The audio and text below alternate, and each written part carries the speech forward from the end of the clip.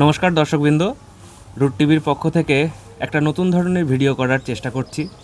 এই ভিডিওতে রাজ্য এবং আমাদের দেশের রাজনীতি সম্পর্কে যে চাঞ্চল্যকর ঘটনাগুলো ঘটে এবং যে ঘটনায় মানুষের খুব বেশি ইন্টারেস্ট থাকে এমন ঘটনা নিয়ে আমরা ডিসকাস করব আর সেই ভিডিও আপনাদের সামনে তুলে ধরব।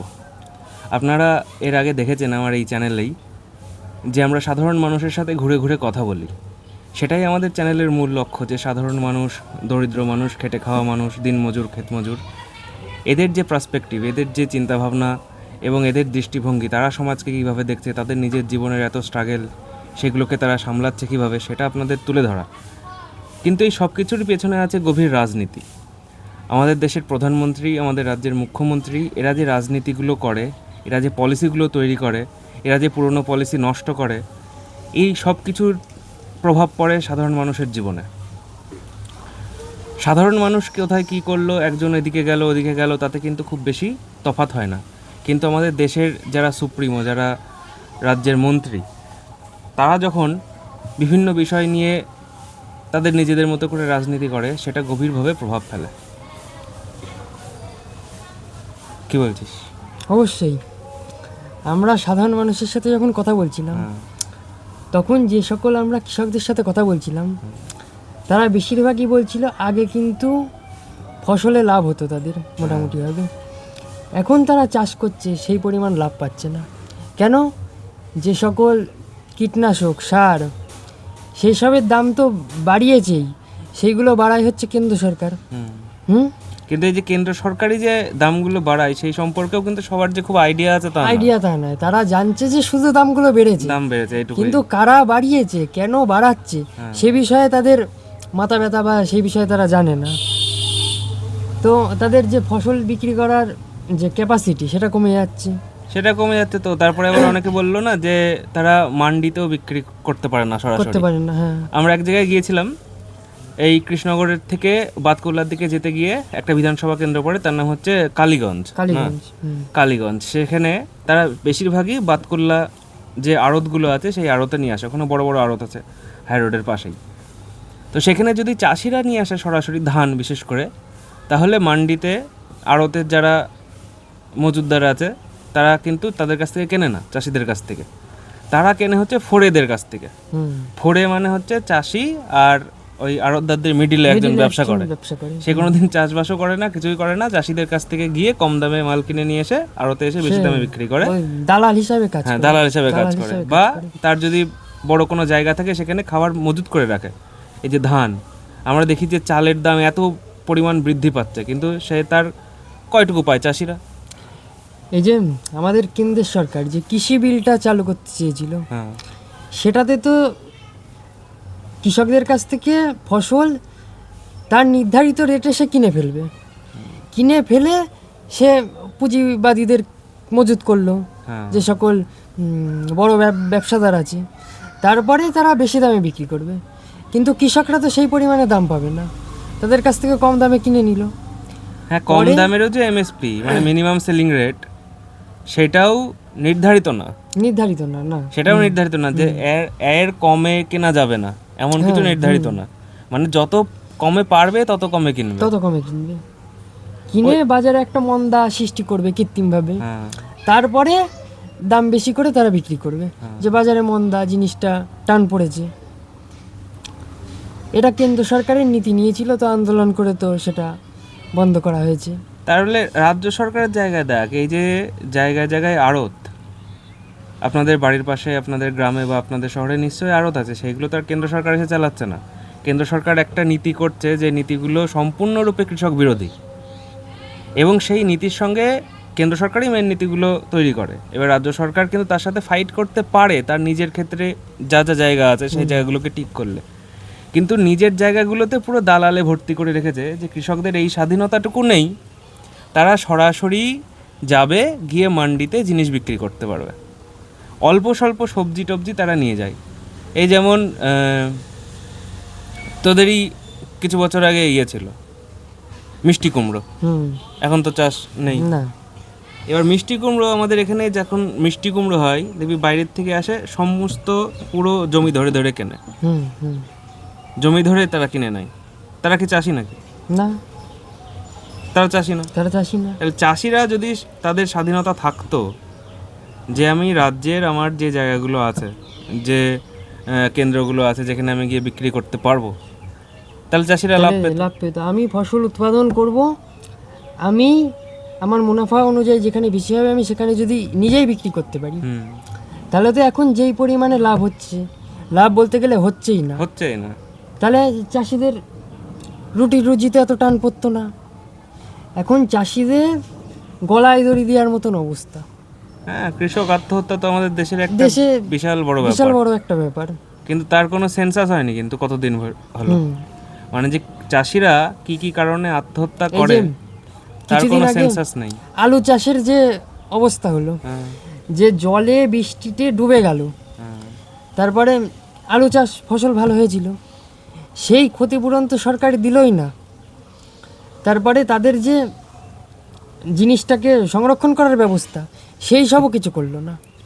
1 টাকা দামেও আলু কিনলো না, সেসব আলু মাঠে কেটে কেটে সব ফেলে নষ্ট করলো।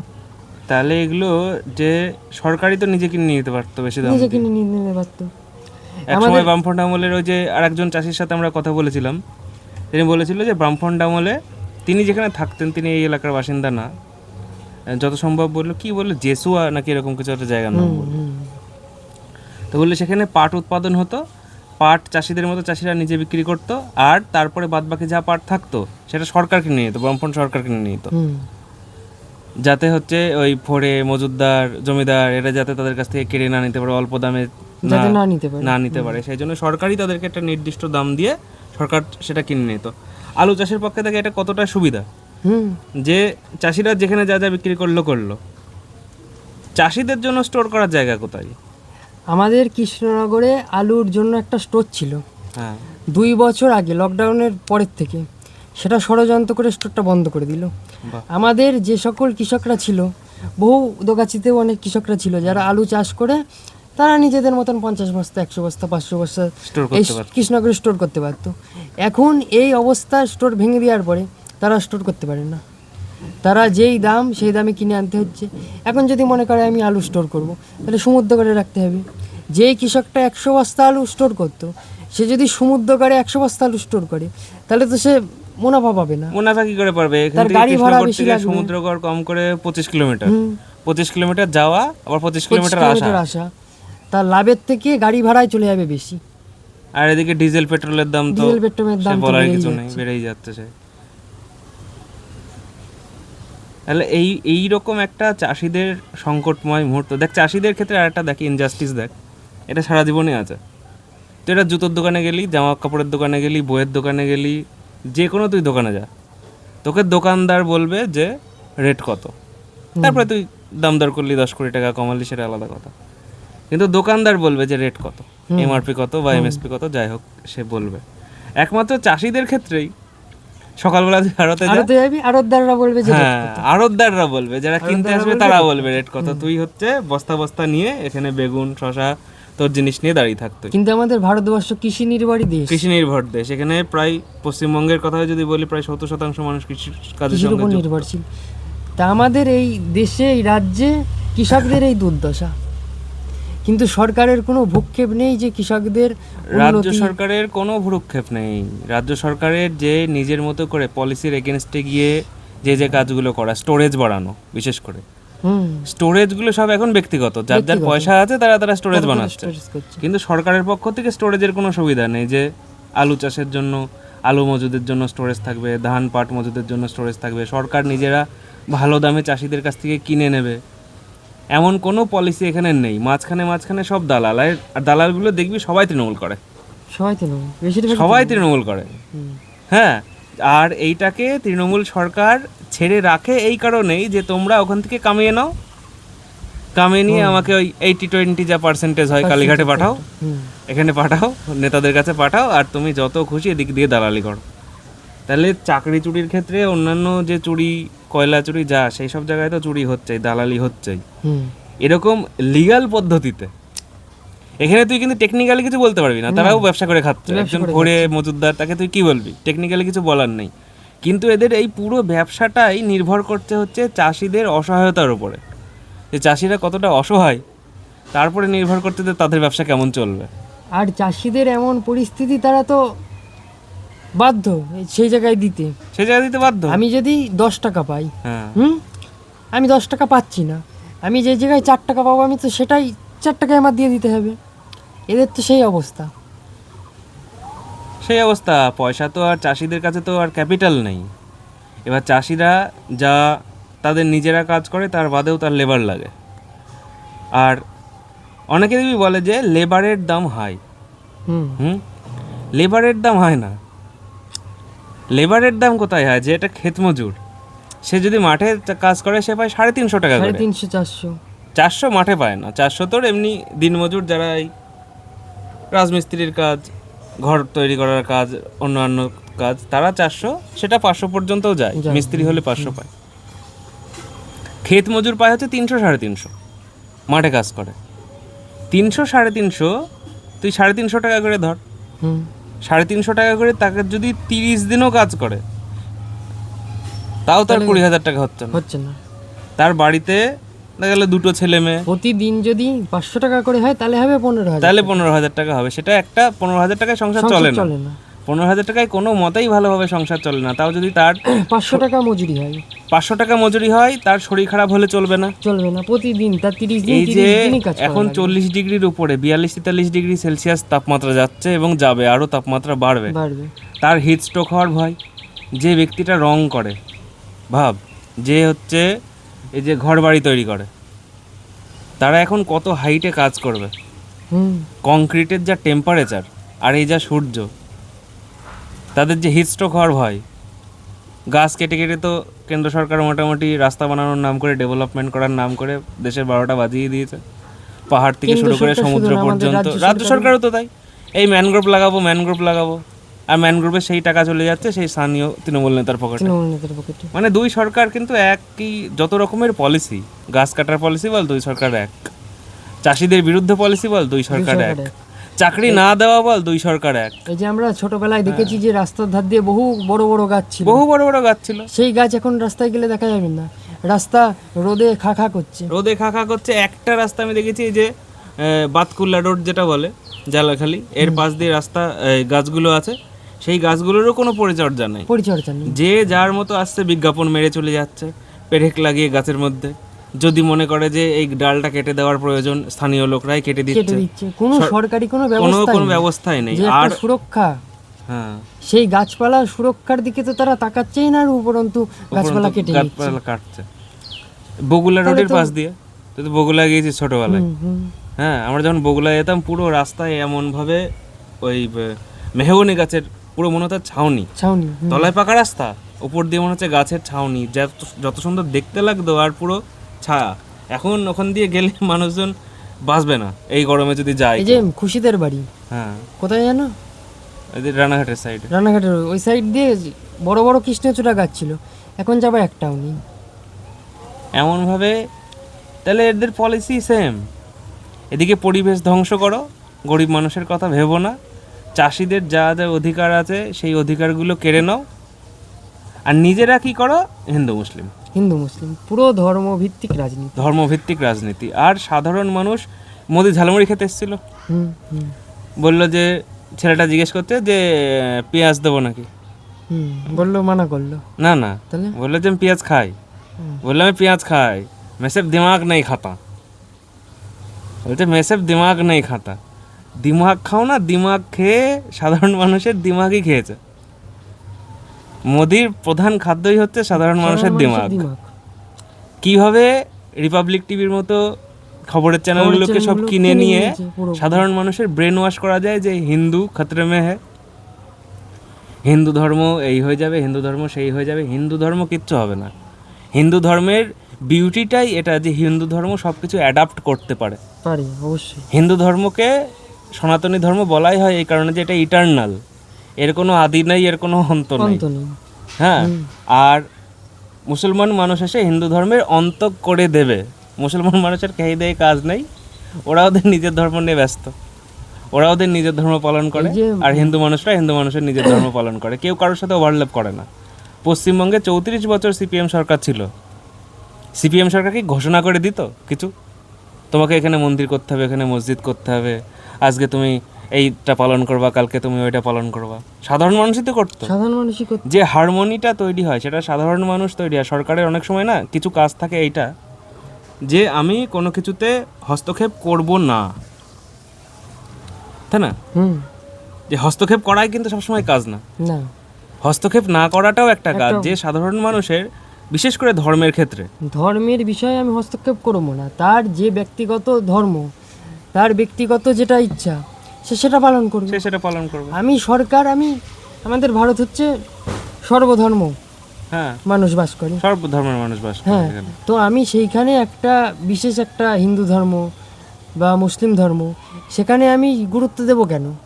সকল ধর্ম যে সকল মানুষ আছে তারা তাদের ধর্ম পালন করবে। গুরুত্ব দেয়াই তো ওই কারণে, যেদের মধ্যে ভাগ বাটোয়ারা, তুমি হিন্দু নাও আর আমি মুসলিম নিচ্ছি, নিয়ে হিন্দু মুসলিম নিয়ে যে সংখ্যা আমি বাঁধিয়ে দিই, আর এদিকে কৃষকরা ফসলের দাম পাচ্ছে না, ক্ষেত মজুররা তাদের মজুরি পাচ্ছে না, সাধারণ মানুষ গরমে এখন তার নিজের যেটা দাবি, নিজের যে অধিকার, সেটাই তো ভুলে যাচ্ছে। সেটাই ভুলে গেছে যে আমার বেসিক অধিকারগুলো কি, ধর্ম নিয়ে পড়ে আছে। ভাবছে যে মুসলমান মানুষরা এসে আমাদেরকে কেটে ফেলবে, যে আমার যে রুটি রুজি, আমার যে কর্মসংস্থান, আমাদের যে আন্দোলন, সবার পেটে ভাত চাই, সবার হাতে কাজ চাই, সেই যে মেন কথা মানুষ এখন সেটাই ভুলে যাচ্ছে।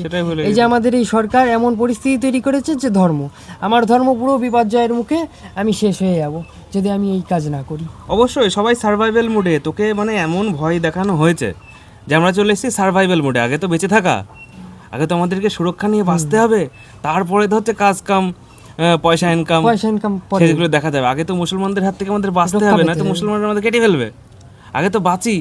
এই যে মমতা যা শুরু করেছে, মুসলমানদেরকে এই করে দিল সেই করে দিল, মমতা করছেও সরাসরি যদি বলে যে একটা সম্প্রদায়ের মানুষ আসবে, তারা কেটে ফেলবে, ওইদিকে এক নেতা বলবে এত পার্সেন্ট কেটে ভাসিয়ে দেবো, অত পার্সেন্ট কেটে ভাসিয়ে দেবো, একবার বিজেপি করে, সেই নেতার দেখ কি যেন নাম, হুমায়ুন কবির, যে বললো যে হিন্দুদেরকে কেটে জলে ভাসিয়ে দেবো। সে বিজেপি করতো না, তৃণমূল করতো ফার্স্টে, তারপরে হচ্ছে বিজেপি করেছে, তারপরে আবার তৃণমূল করেছে, তারপরে এখন আবার নিজের দল খুলেছে। নিজের দল খুলে যে ভিডিওটাকে বলছে ও এআই, 19 মিনিটের ভিডিও, আর অত পারফেক্ট যদি এআই হয়ে যায় তাহলে আর কিছু বল, তাহলে আমাদের এই ভিডিও এআই, আমরাও এখানে নেই এআই, এই ভিডিও এআই, যদি ওই ভিডিও এআই হয়, সেখানে বিজেপি সরাসরি ওকে পয়সা দেবে, 1,000 কোটি টাকা দেবে, যে তুমি ওখানে মসজিদ তৈরি করে মুসলমান ভোটের মধ্যে ভাঙন ধরাও, যাতে আমরা ক্ষমতায় আসতে পারি পশ্চিমবঙ্গে। এই বিজেপি বাবরি মসজিদ ভাঙলো, ক্ষমতায় আসার জন্য এরা বাবরি মসজিদ ভাঙতেও পারে, আবার ক্ষমতার লোভে বাবরি মসজিদ বানাতেও পারে। তাহলে একদিকে বাবরি মসজিদ ভেঙে রাম মন্দির বানালো, আর একদিকে হুমায়ুন কবিরকে পয়সা দিচ্ছে যে তুমি এদিকে পয়সা নিয়ে বাবরি মসজিদ বানাও, যাতে মুসলমানরা তোমাদেরকে ভোট দেয়, আমরা মাঝখান থেকে বেরিয়ে যাই। রাম মন্দির বানালো, সেখানে কত সাধারণ দরিদ্র মানুষের যেসব রুটি রুজির ব্যাপার ছিল সব ধ্বংস করে দিল। ওইখানে হারলো কি কারণে? যেখানে রাম মন্দির বানালো, সেই রাম মন্দিরের প্রফিট পেলো সারা ভারতবর্ষে, বিজেপি জিতলো, হ্যাঁ, কোনো রকম ছেঁচড়ে মেচড়ে হলেও জিতলো, বলেছিল 400 পারমার বলেছিল, যাই হোক সেগুলো হলো না, কিন্তু জিতলো, জোটমোট করে জিতলো। নিজেরাই বলতো যে এতদিন যে কোয়ালিশন গভর্নমেন্ট ভালো না, কিন্তু নিজেদেরকে কোয়ালিশন গভর্নমেন্ট করতে হলো। কিন্তু রাম মন্দির যেখানে তৈরি হলো অযোধ্যায়, সেখানে হেরে গেল। তো সেখানে হারলো কি কারণে? রাম মন্দির এমন জায়গায় রাম মন্দির, এবার রাম মন্দিরে আসার জন্য যে রাস্তা, সেই রাস্তাটাকে এত চওড়া করা হয়েছে, পিলগ্রিমেজ মানুষজন যারা আসবে তীর্থ করতে, রাস্তার দুই পাশ দিয়ে অসংখ্য দুর্গা মন্দির ভাঙা পড়েছে, অসংখ্য কৃষ্ণ মন্দির ভাঙা পড়েছে, সব কিন্তু ভাঙা পড়েছে। তাহলে সেখানে হিন্দু মানুষের সেন্টিমেন্ট হার্ট হলো না? এতদিন রাম ছিল না, এই যে মোদি রাম মন্দির প্রতিষ্ঠা করলো, তারপরে হচ্ছে ভারতবর্ষে রাম আসলো, তার আগে রাম ছিল না। সেখান থেকে যেন রামকে নিয়ে আসলো, আর সাধারণ যত যা ছিল মন্দিরগুলো সব ভাঙা গেল। ওখানে যে আশপাশ দিয়ে যে দোকান ছিল, সেখানে তো হিন্দু মানুষের দোকান প্রচুর। হ্যাঁ, হিন্দু বুলডোজার, যখন বুলডোজারের কথা বলা হয়, সাধারণত বলা হয় যে মুসলমান মানুষের উপরেই বুলডোজার চলে। তো কোথায়? সেখানে তো হিন্দু মানুষ ছিল, হিন্দু মানুষের দোকান উঠে গেল, হিন্দু মানুষের বাড়ি উঠে গেল, এমন উঠে গেল যে হিন্দু মানুষরা রেগে গিয়ে মোদির বিপক্ষে ভোট দিল, আর ওই জায়গায় কিন্তু বিজেপি হেরে গেল। বিজেপি হেরে গেল। তাহলে একবার ওরা মসজিদ ভাঙবে, আর পশ্চিমবঙ্গে এসে ওরা ইনডাইরেক্টলি পয়সা দিয়ে মসজিদ বানাবে, এইসব তাও করে 1000 কোটি নিয়ে টাকা দিয়ে। 1000 কোটি টাকা, আর এইসব করে নিয়ে ওরা বলবে যে ওরা হিন্দুদের পক্ষে আর সাধারণ মানুষের পক্ষে। এইটা মানে দুই মুখ সাপ। আমাদের যে আলোচনা, আমরা যা যা আলোচনা করব, সেই আলোচনার আমাদের মূল ভিত্তি হবে হচ্ছে সাধারণ মানুষ, সাধারণ মানুষের সমস্যা, সাধারণ মানুষের প্রবলেম। সাধারণ মানুষকে নিয়ে না কেন্দ্র সরকার কথা বলে, না রাজ্য সরকার কথা বলে। কেন্দ্র সরকার আমাদের দেশে এসে এটা ঠিক করেছে যে আমরা খাবো কি। পশ্চিমবঙ্গে এসে তারা বলছে যে তারা নাকি খাওয়ার নিয়ে কোনো মানে হস্তক্ষেপ করবে না, কিন্তু তারা তো মহারাষ্ট্রে করেছে।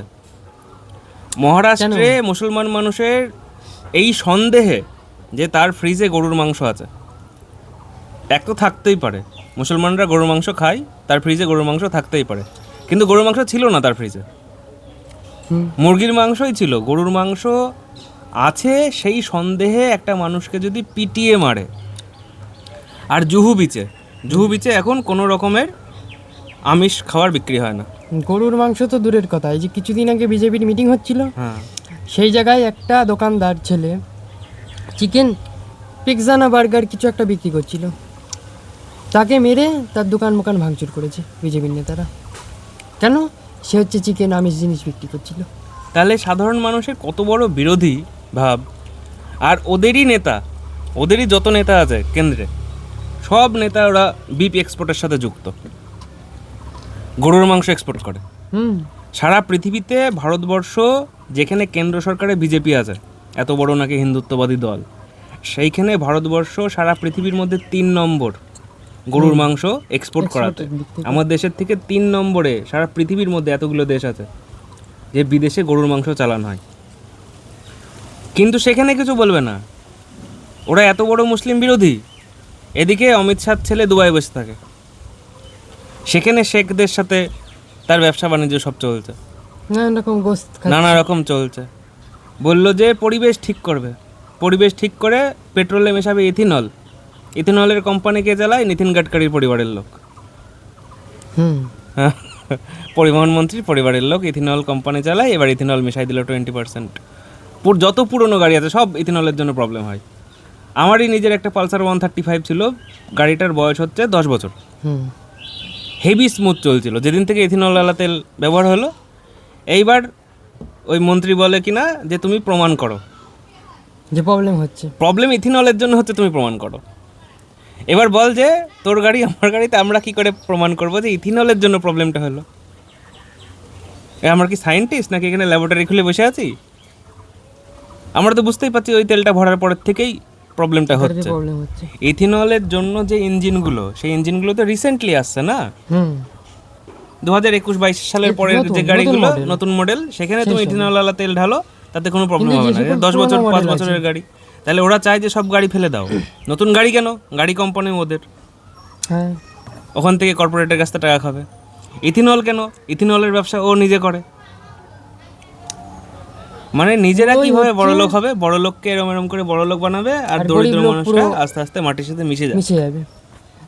দরিদ্রই থাকবে, আর যত বড় লোক আছে তত আরো বড় লোক, আরো বড় লোক হয়ে যাবে। কিন্তু আমাদের কথা হচ্ছে, আমাদের চ্যানেলের আমরা ভিডিওর মেন ফোকাসই লাগবো হচ্ছে দরিদ্র মানুষ, মাঠে ঘাটে চাষ করা ক্ষেত মজুর, শ্রমজীবী মানুষ, কৃষক মানুষ, তাদের উপরে আমাদের যে আলোচনা হবে সেই আলোচনারও ভিত্তি তারা।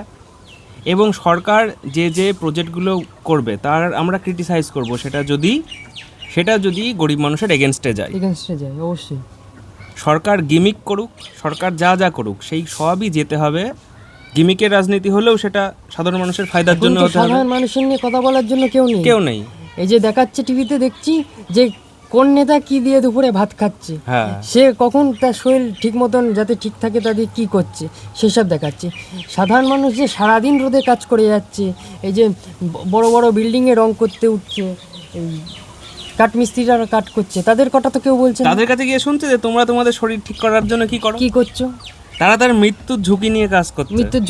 তার শরীর ঠিক করা কি, তার 10 মিনিট রেস্ট নেওয়ার মতো তার অবস্থা নেই।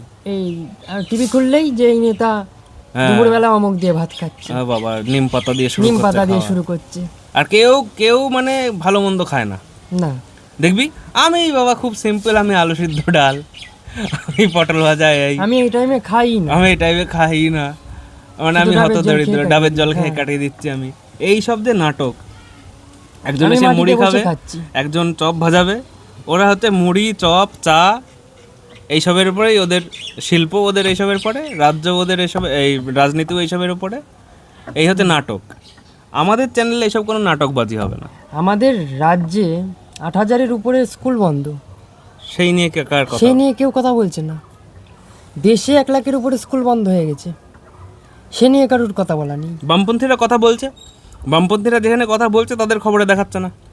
এই যে কিছুদিন আগে একটা বামপন্থী ছেলে খুন হলো, কোন খবরে দেখালো? একবার দেখাবে, দেখবি 1 সেকেন্ডের জন্য দিয়ে দেখাবে, যাতে মানে মিস হয়ে যায়। না, আমি তো দেখছি যে এই নির্বাচন, সামনে যে নির্বাচন, তাতে তৃণমূল বিজেপির থেকে বামপন্থী যে সকল দলগুলো আছে, তারা বেশি বেশি লোকজন নিয়ে বেশি জমায়েতে মিছিল করছে, মিটিং করছে, বেশি জমায়েতে মিছিল করছে, জনসংযোগ করছে, জনসংযোগ তাদের করছে। বেশি। তাদের তো প্রতিদিনই বলতে গেলে মিটিং মিছিল থাকছে, একটা নেতা আমি বাড়ি বসে দেখছি না, রাস্তায় আমি দেখছি রাস্তায়, কিন্তু টিভিতে দেখাচ্ছে না যে রাস্তায় তারা। এই যে বিজেপির নেতা যদি এখন ভাত রাস্তায় খেতে হাঁটা দেখানোর থেকে ওদের হেলিকপ্টার দেখানোতে ইন্টারেস্ট বেশি। ইন্টারেস্ট বেশি। যে রাস্তায় যে রোদে হাঁটছে, সাধারণ মানুষ যে রোদে কষ্ট পায়, তাদেরকে নিয়েই রোদে হাঁটছে, তাদের রুজি রুটির কথা বলছে, তাদেরকে দেখিয়ে তো লাভ হবে না। তাদের দেখালে হয়তো টিআরপি পাচ্ছে না, তাদের দেখালে সরকারি অ্যাড পাচ্ছে না, অ্যাড পাচ্ছে না, বড় সরকারি বড় নানান রকম হুমকি, তাদের হ্যাঁ চ্যানেল বন্ধ করে বন্ধ দেওয়া। করে দেবে। এইসবের মেরুদণ্ড নেই তো, শিরদাঁড়া নেই। একটা বড় চ্যানেল, তাদের কমন সেন্স থাকা উচিত, তারা সরকার বন্ধ করতে পারে অত সহজ? ডেমোক্রেসির অবস্থা 12টা বেজে গেলেও এখনো তো আছে ডেমোক্রেসি। টাকা দিয়ে যদি কিনে নেয় তাহলে তো তারা করবেই। টাকা দিয়ে কিনে নেওয়া হুমকিটাও বড় কথা না, বড় কথা হচ্ছে টাকার লোভ। টাকার লোভ। মিডিয়া পুরো বিক্রি হয়ে গেছে, হাফ বিক্রি হচ্ছে মোদির কাছে আর হাফ বিক্রি হচ্ছে মমতার কাছে। যে আমার সাধারণ মানুষ যা করে করুক, সব আমাদের দেখানোর দরকার নেই। কিন্তু আমরা দেখাবো, আমাদের চ্যানেলে আমরা এরকম আলোচনা আরও করব, এই জাতীয় ভিডিও আমরা আরও বেশি করে বানাবো। যদি আপনাদের পছন্দ হয়, ভিডিও কেমন লাগলো অবশ্যই কমেন্ট বক্সে জানাবেন। আমাদের যা মতামত, আমরা সাধারণ মানুষের সাথে কথা বলে, এই মতামত কিন্তু আমাদের একবারে তৈরি হয়নি যে আমরা ঘরে বসে বসে এসি ঘরে বসে বসে আমাদের এই মতামত তৈরি হয়ে গেল, তা না। সাধারণ মানুষের সাথে দীর্ঘদিন জনসংযোগ করে, সাধারণ মানুষের সাথে গিয়ে কথা বলে, আমরা যত অন ক্যামেরায় কথা বলেছি, পশ্চিমবঙ্গে এটা খুব মুশকিল, অন ক্যামেরায় কেউ কথা বলতে চায় না, তার থেকে আমরা ডবলেরও বেশি কথা বলেছি অফ ক্যামেরায়। সেই সবের যে অভিজ্ঞতা, সেই অভিজ্ঞতার থেকে কিন্তু এতগুলো কথা বললাম। আমরা বই আউড়িয়ে বইয়ে লেখা নেই এসব কথা কোথাও, যে আমরা বই পড়েছি, একটা স্ক্রিপ্ট তৈরি করেছি আর বসে বললাম বকবক করতে। যে সকল সাধারণ কৃষকদের সাথে আমরা কথা বলেছি, তারা তো কেউ একজনও বলেনি যে আমি সুখে আছি, না, বলছে যে কোনো মতে দিন চলছে, চালাচ্ছি, যে আমি ফসলের যে দাম ভালো পেয়ে একটা উন্নতি, সেসব কিছু না। আমার রুজি পেটের যেসব আমার তাগিদ, সেটাই ঠিক মতন মিটছে না। ভিডিও আপনারা ভিডিও দেখলেই বুঝতে পারবেন যে কৃষকদের আমরা ইন্টারভিউ নিয়েছি, তাদের তো চেহারা দেখলে বোঝা যায় মানুষের কি অবস্থা। লাস্টের দিন মনে আছে যে একজনকে দাঁড় করালাম, দাঁড় করিয়ে নিজেদের কষ্ট লাগছে যে আমরা দাঁড় করালাম, তার সাথে কথা বলতে। তার 70 বছরের উপরে বয়স, সে এখনো বৃদ্ধ ভাতার জন্য 10 বছর ঘুরছে, সে বৃদ্ধ ভাতা পায় না, কারণ সেই এলাকায় সিপিএম বামপন্থী করে, সেই জন্য করতো এক সময়। তাও সে এতটাই বৃদ্ধ, তার আর মিটিং মিছিলে যাওয়ারও ক্ষমতা নেই, সেই অবস্থাতেও তাকে মাঠে কাজ করতে হচ্ছে। সে শুকিয়ে তার অবস্থা খারাপ, কাজ করছে, সে দাম পাচ্ছে না, তার কোনো মতে ফ্যানে ভাতে চলছে। তাকে দেখলেই বোঝা যাবে যে ফ্যানে ভাতেই চলছে। আমরা যে কথা বলছিলাম, আমাদের নিজেদের দিকেই কষ্ট লাগছে যে এত বয়স্ক লোক এইভাবে রোদ্দুরে কাজ করছে, আমাদেরই মাথা ঘুরে যাচ্ছে অতরতে ঘুরতে গিয়ে। আর উনি অত বয়স্ক লোক, সরকারি কোনো সুযোগ সুবিধা পায় না, এইভাবে চাষ করছে, সরকারের কোনো ভূক্ষেপই নেই, কারোর কোনো ভ্রুক্ষেপ নেই। আশা করি আপনাদের ভ্রুক্ষেপ আছে। আপনারা যত করে এই ভিডিওতে কমেন্ট করবেন, লাইক করবেন, শেয়ার করবেন, বেশি মানুষের কাছে পৌঁছাবে। আর যত বেশি মানুষের কাছে পৌঁছাবে, বেশি মানুষ সাধারণ মানুষকে নিয়ে, তাদের নিজেদেরকে নিয়ে, গরিব দুঃখীদেরকে নিয়ে কথা বলবে, তখন গিয়ে সরকার বাধ্য হয়। আমরা যদি সরকারকে একবার ভোট দিয়ে দিলাম, যে কোনো সরকারকে, যাকে খুশি ভোট দেবেন, তাতে কিছু যায় আসে না, যে কোনো সরকার তৈরি হবে, যে কোনো সরকার যখন তৈরি হবে তাকে কোশ্চেন করতে হবে, বামপন্থীরা গরিব মানুষের কথা বলে, কিন্তু তাই বলে বামপন্থীরা যদি সরকার একবার গঠন করে ফেলে, তারপরেও বামপন্থীদের বিরুদ্ধেও কথা বলতে হবে, বারবার করে যে সরকারই আমি আসুক এটা তাদেরকে দেখেছিলাম পোক করতে হবে, তবে তো গিয়ে তারা কাজ করবে। হ্যাঁ, তো তারা সবাই গিয়ে ক্ষমতা পেয়ে গেলে আর কাজ করবে না। বামপন্থীদের একটি সংগঠন এসএফআই, ছাত্র সংগঠন, বামপন্থীরা যখন ক্ষমতায় ছিল তাদের যদি কোনো সরকারি পলিসি যদি পছন্দ না হতো, এসএফআই কিন্তু বামপন্থীদের বিরুদ্ধে আলোচনা হ্যাঁ, এসএফআই, ডিওএফআই সবাই বামপন্থীদের বিরুদ্ধে ক্রিটিসাইজ করেছে। হ্যাঁ, অবশ্যই। শ্রমিক সংগঠনগুলো তো বহুবার ধর্মঘট ডেকেছে। এবার দেখ, মমতা ব্যানার্জি নিজে ধর্মঘট ডাকবে, নিজের যখন ইচ্ছা ধর্মঘট ডাকবে, কিন্তু কোনো সরকারি কর্মচারী, তার আন্ডারে যারা কাজ করে, সাধারণ শ্রমিক, তারা ধর্মঘট করতে পারবে না, তখন সেটা বন্ধ। কিন্তু বামফ্রন্ট আমলে তো এটা দেখা গেছে যে বামফ্রন্টেরই যে সহ শাখাগুলো আছে, শাখা আছে, হ্যাঁ, তুই ক্ষেত মজুর ইউনিয়ন বল, তারপরে হচ্ছে সিআইটিইউ যারা হোক, এরা মহিলা ধর্মঘট, মহিলা, তারা হচ্ছে ধর্মঘট ডেকেছে, রাস্তা চলাচল বন্ধ করেছে, বন্ধ করে তাতে তো সরকারেরই ক্ষতি হয়েছে। তাহলে নিজেদেরই সরকারের বিরুদ্ধে কথা বলেছে। কিন্তু তারা, আমরা কাকে ভোট দিলাম, যাকেই ভোট দিই, সে যখন সরকার গড়বে তার বিরুদ্ধে আমাদেরকে কথা বলতে হবে, তবে গিয়ে তারা কাজ করবে, তাছাড়া না হলে কাজ করবে না। ওরা ক্ষমতা পেয়ে ওই সিটে একবার বসে গেলে, ঠান্ডা ঘরে একবার ঢুকে গেলে ওদের সব ঠান্ডা হয়ে যাবে। তারপরে আসবে শুধু মাঝে মাঝে ভোটের আগে ওই ঝালমুড়ি খেতে, হেলিকপ্টার করে, পাখির মতন আকাশে হেলিকপ্টার উঠছে। তুই বল, যখন বন্যা হয়, হ্যাঁ, মোদি আর মমতা দুইজন একসাথে হেলিকপ্টার করে বসে উপর দিয়ে বন্যা দেখে, এতে লাভটা কি হয়? এতে লাভটা কি হয়? ওরা কি নিউজ চ্যানেলে ওটা দেখতে পারতো না? ওটা সাধারণ মানুষকে দেখাচ্ছে যে হ্যাঁ, আমরা দেখছি। তারপরে দুদিন পরে দেখবি যে যেখানে অল্প একটু জল জমে আছে, সেইখানে তার মধ্যে পা ডুবিয়ে একটা ক্যামেরা ডেকে নিয়ে এসে আমার ভিডিও করে দাও, দেখো আমি বন্যায় কত কষ্ট পাচ্ছি, আমি তোমাদের মধ্যে আছি। তুমি আমাদের মধ্যে এসে আরো ডিস্টার্ব করছো। সেই টাইমে তুমি যেখানে আছো তখন সেখানে থাকো, অন্য টাইমে আসো, শুকনোর টাইমে আসো, শুকনোর টাইমে এসে সাধারণ মানুষের সাথে কথা বলো, শুকনোর টাইমে এসে সাধারণ মানুষের খোঁজ খবর নাও। এই যে কে যেন বললো না, তৃণমূলের কোন নেতা, যে হাড়ির মতন কোন জায়গাটা, সব জায়গায় সায়ন থেকে ওদের সব হাড়ির মতো, কলকাতা হাড়ির মতো, ভাঙর কড়াইয়ের মতো, ওই হচ্ছে ইয়ে কোথাকার ভাঙরেরই দেব না, ঘাটাল গামলার মতো, সারা পশ্চিমবঙ্গে ওদের হাড়ি গামলা এইসব। হ্যাঁ, আর নিজেরা পয়সা খেয়ে খেয়ে নিজেদের অবস্থা হচ্ছে গামলার মতো। ওদের বক্তব্য হাড়িতে জল জমতেই পারে, ওই ম্যালেরিয়া হলে মানুষ মরতেই পারে। একজন দেবে যে গ্রামের দিকে ম্যালেরিয়া কম হয়, ফিরাদ হাকিম বলছে গ্রামের মানুষ তো গরিব, টিনের চাল এরকম, জল জমে না, জল পড়ে যায়, ম্যালেরিয়া কম হয়। আর শহরে সবাই বড় লোক, এত ডেভেলপমেন্ট হয়েছে যেখানে মশারও ডেভেলপমেন্ট হয়েছে। হ্যাঁ, ছাদে সব জল জমে থাকে, জল জমে ওখানে মশা ডিম পেড়ে ম্যালেরিয়া, তাতে আমাদের কিছু করার নেই। তাহলে এই তো নেতাদের অবস্থা। এবার আপনারাও যদি সেই নেতাদের সেই গিমিকের ভিডিওই বেশি দেখেন, গিমিকের রাজনীতিতেই বেশি লাইক করেন, আজকে মোদি কি বললো, মমতা কি বললো, ওরা কি খেলো না খেলো, এইগুলো যদি আপনাদের কনসার্নের ব্যাপার হয়, তাহলে দেশের অবস্থা বলতে খারাপ লাগছে, খারাপই হবে। আর এই খারাপ হওয়ার জন্য আমরাই দায়ী থাকবো, সাধারণ মানুষ দায়ী থাকবো। কারণ সাধারণ মানুষ আমরা ওই ভণ্ড নেতাদেরকে নিজেদের মাথায় তুলে নেচেছি অকারণে। মোদি ঝালমুড়ি খেয়ে, পাশে একজন মহিলা আছে তাকেও ঝালমুড়ি দিচ্ছে, ঝালমুড়ি খেয়ে ঝালমুড়ির হাত মাথায় মুচ্ছে, এরকম যে চন্দ্রমৃত্যু প্রসাদ খেলে যেরকম হয়। তাহলে ওই যে মোদি বললে যে আমি ব্রেন খাই না মানুষের, তাহলে ওই মহিলার ব্রেনটা কিভাবে নষ্ট করেছে, ঝালমুড়ির হাত মাথায় মুচ্ছে। আরও আইরনি দেখ, ভিডিওর আইরনি দেখ, একটা মজার জিনিস, যে এটা পরে রিভিল হয়েছে, তখনই রিভিল হয়নি। পশ্চিমবঙ্গ থেকে বড় একটা সমস্যা হচ্ছে, পশ্চিমবঙ্গ থেকে পরিযায়ী শ্রমিকরা বাইরের রাজ্যে কাজে যায়।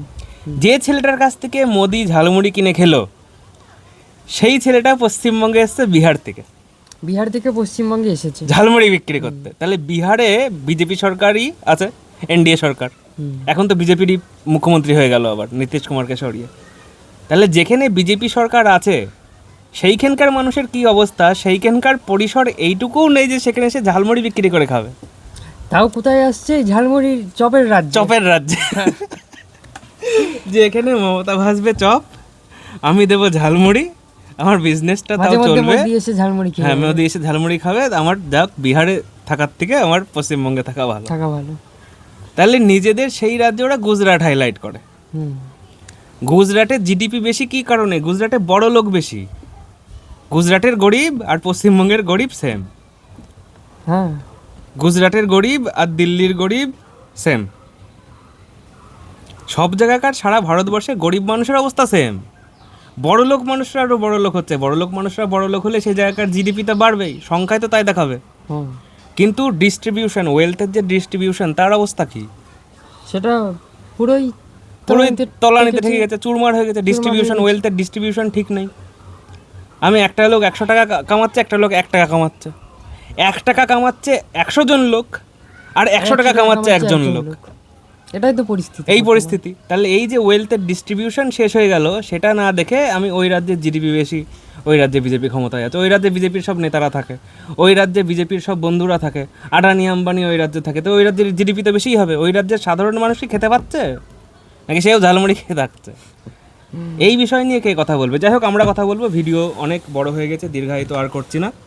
এই আলোচনা আপনাদের কেমন লাগলো অবশ্যই কমেন্ট করে জানাবেন। তো আজকের মতো এই, নমস্কার।